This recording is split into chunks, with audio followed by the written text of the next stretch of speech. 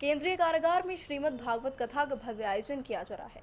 बंदियों ने भागवत कथा का श्रवण किया और वेस्ट जेल अधीक्षक केंद्रीय कारागार प्रमोद शुक्ला के नेतृत्व में भागवताचार्य पंडित रमेश चंद्र पांडे व शरद कुमार शास्त्री के द्वारा 7 दिवसीय कथा का शुभारंभ किया गया। कैदियों को आत्मज्ञान की ओर ले जाने का नया कदम है। श्रीमद् भागवत कथा ज्ञान में बताया गया कि श्रीमद् भागवत कथा का सुनने का व्यक्ति जब संकल्प करता है उसी समय परमात्मा उसके हृदय में आकर निवास कर लेते हैं। भगवान की कथा ऐसी है, इसका जो जो पान करते हैं त्यों त्यों इच्छा बढ़ती जाती है।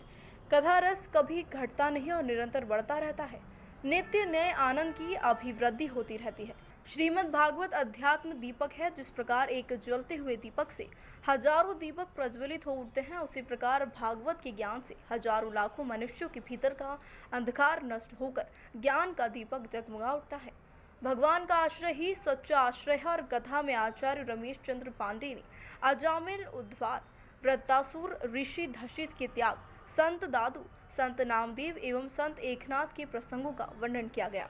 श्रीमद् भागवत की पौराणिक कथाएं सुनाते हुए आचार्य ने कहा कि मंदिर में जाए तो भगवान को मांगे, भगवान से न मांगे।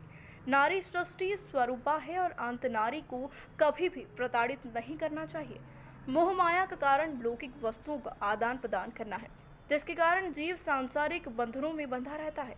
कथा में आचार्य के द्वारा देवासुर संग्राम, समुद्र मंथन, भगवान नारायण की मोहिनी स्वरूप वामन अवतार के प्रसंग सुनाए गए। कथा के विराम से पूर्व आचार्य द्वारा कंस की कारागार में भगवान द्वारकाधीश की प्रांकन एवं भगवान के दिव्य एवं अलौकिक चतुर्भुज रूप का वर्णन किया गया।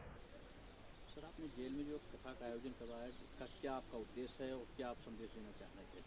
इसका उद्देश्य यही है कि जो हमारे लगभग 2000 बंदी हैं, इनमें से अधिकांश 15 साल, 17 साल, 18 साल, 20 साल से बंद हैं जेल में। तो इनको आत्मिक शांति के लिए, इनके आध्यात्मिक उत्थान के लिए, इनके नैतिक स्तर, मनोबल के उन्नयन के लिए इस कथा का आयोजन किया गया है, जिसे पंडित रमेश चंद्र पांडे जी ने कृपापूर्वक हमारे आग्रह को स्वीकार करके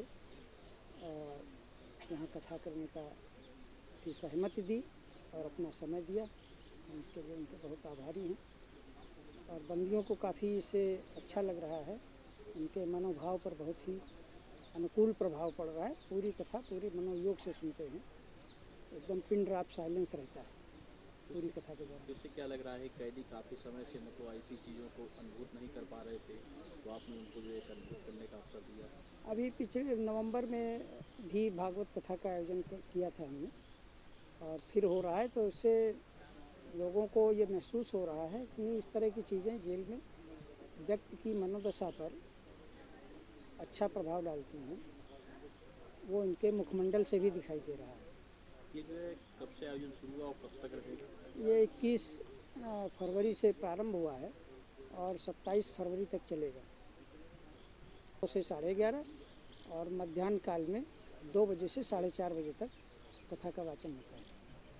और हम कैदियों को संदेश देना चाहते हैं, कोई भी अपराध बन रहा है, उस अपराध का प्रायश्चित करने से अपराध शांत हो जाता है। एक बार अपराध करने के बाद भगवान की शरण में जाकर के प्रार्थना करते हैं कि एक बार हमारे पाप बन गया, दूसरा ऐसा पाप कर्म जीवन में न बने, हम आपसे क्षमा याचना चाहते हैं। लेकिन कैदियों के अंदर हम भगवान की भक्ति डालना चाहते हैं ताकि सन्मार्ग में चलकर अपने जीवन को सफल बनाएं। कथा का आयोजन कब से चल रहा है? ये 21 तारीख से चल रहा है और 27 तारीख तक 7 दिन का साप्ताहिक पारायण है।